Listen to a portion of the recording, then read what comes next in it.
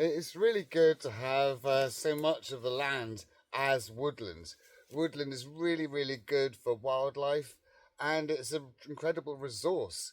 It gives shelter and shade. It's a really nice place to come if it's really hot weather, and you can have lots of nice things to eat in a woodland. You get nut trees and lots of herbs and wild garlic and all sorts of things that grow in a woodland. But positioning woodlands is really, really important because you don't want to shade out any crops you have. You don't want to shade your living space. So it's good to put the woods in the right area. So I've sort of compiled a little list of 7 best places to position woodlands. Number 1 would be boggy areas. Areas where it's just naturally very wet, where it's difficult to cultivate things and you have to sort of drain it and do all sorts of things before you can grow things on it. So why not just have that as your area of woodland? They're usually lower lying, don't shade as many places, but you are limited on the trees that will grow there. If it's very boggy, really, alders and willows and certain shrub trees like hazels, blackthorns, guelder roses will do well in a sort of boggy location. This is a drainage channel between ponds, and we have this as woodland. It was planted about 12 years ago, and typically mostly with willows and alders, and they're doing really, really well here. So well that I can even climb the odd one. Just putting the right trees in the right places is very, very good. It's really good to make use of these places, have its natural vegetation where nature just looks after itself on these bits that are very, very difficult to cultivate. And that makes a lot of sense.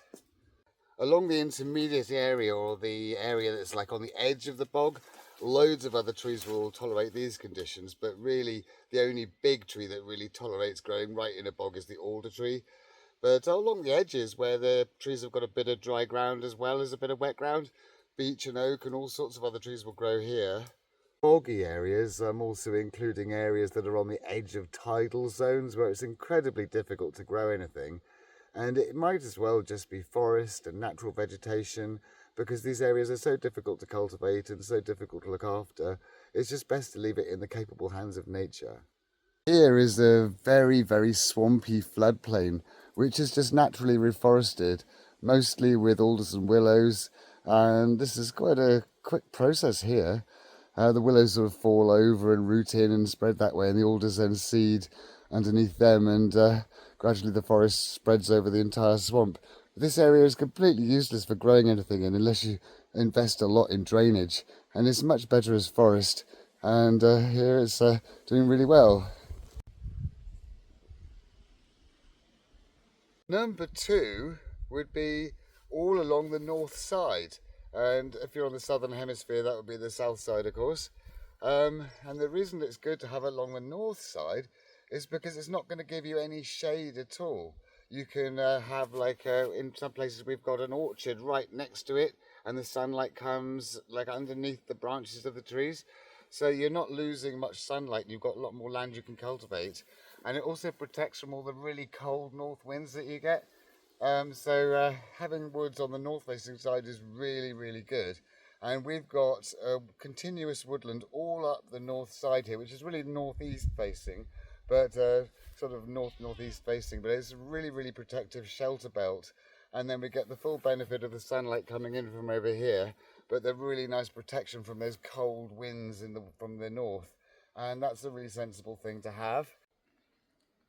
Here we've got an orchard with the woods along the north side, and we wouldn't be able to grow these fruit trees as close to these woods if it was the other way around, but because it's on the north facing side we can make really good use of the little land that we have.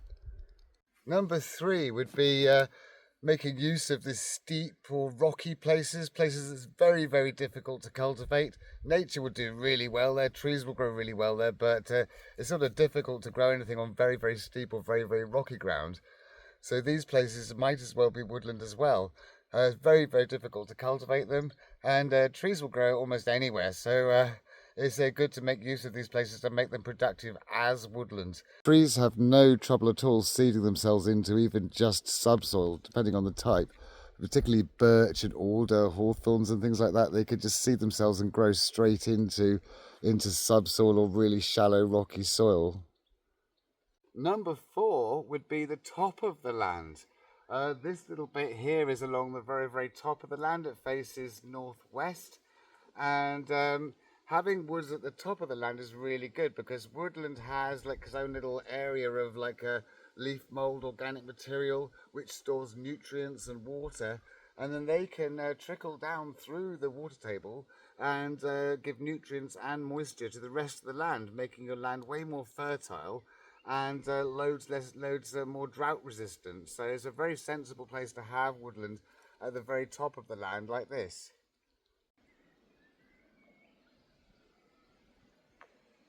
This would also include hilltops, because the hilltops are the first bit to dry out, so having that covered in a nice sort of spongy woodland is a really good place, and then it releases water from there. But if you live in a place where you have forest fires, fire tends to spread uphill, so hilltops are very prone to such things. So not having dwellings and crops on hilltops is really good, and if you're going to have somewhere that might catch fire, it's best to have it up on the top of the hill where it's not going to bother you so much. But hopefully that wouldn't happen, but some places are more prone to it than others.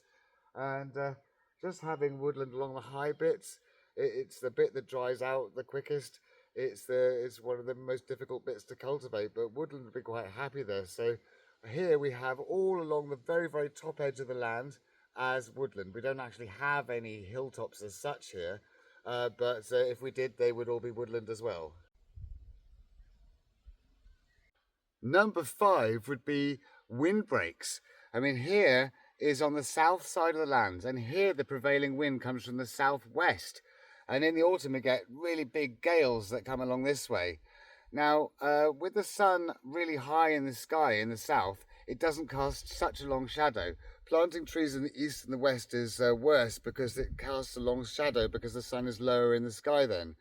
But here we've got a pond here as well, so it doesn't really matter if the pond gets shaded, but the woods here do create a lot of shelter from the autumn gales and the strong winds that we get. And quite often though, just to protect from the wind, you can just put like a hedge and a bank, and that's all native trees. It's like a mini woods, and that would suffice in most cases. But here along about half of the south facing side, we've got woodland just along on here, just to create that extra bit of shelter from the winds. Number 6 would be inaccessible places, places that is just difficult to get to. I might as well have them as nature, where you can't really get to that easily, where it's difficult to get any machinery in or do anything to. So like headlands, islands, difficult kind of corners, places like that that are maybe cut off by rivers or something. Anywhere that's difficult to get to, it might as well be woodland, it might as well be nature. It'll be more left alone, and it's a much better place for wildlife to exist undisturbed. And finally, number 7, places that are already partly overgrown and partially on their natural way to becoming forests anyway. Like here, where you've got the odd little tree just growing out of the grass, where you've got gorse and bracken that's kind of overgrown. It's much quicker to plant a woodland when half of it's already there, and that's really good. So you just plant between the trees, and that's a very good, efficient way of planting woodland. Where you've got like an overgrown hedge or an existing hedge, just thicken it up, make it into woodlands. Where you've got that's overgrown land with the odd tree coming out of the grass here and there. Just a really, really quick, inexpensive way to plant a woodland. And these areas are some of the best areas to do. Many of the areas that we planted here as woodland were already partly overgrown. There were lots of willows and hawthorns and other trees just starting to work their way up through brambles and gorse bushes. And these areas grew much faster.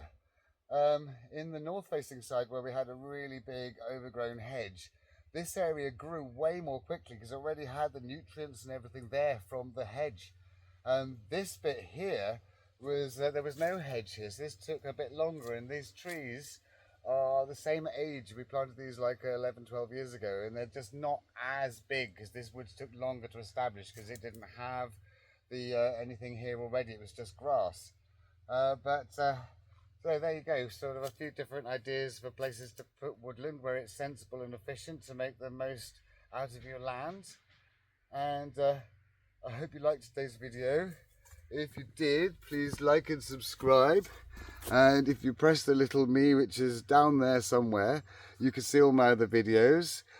Please, if you have any questions, do ask, because I love answering questions. And I shall see you next time.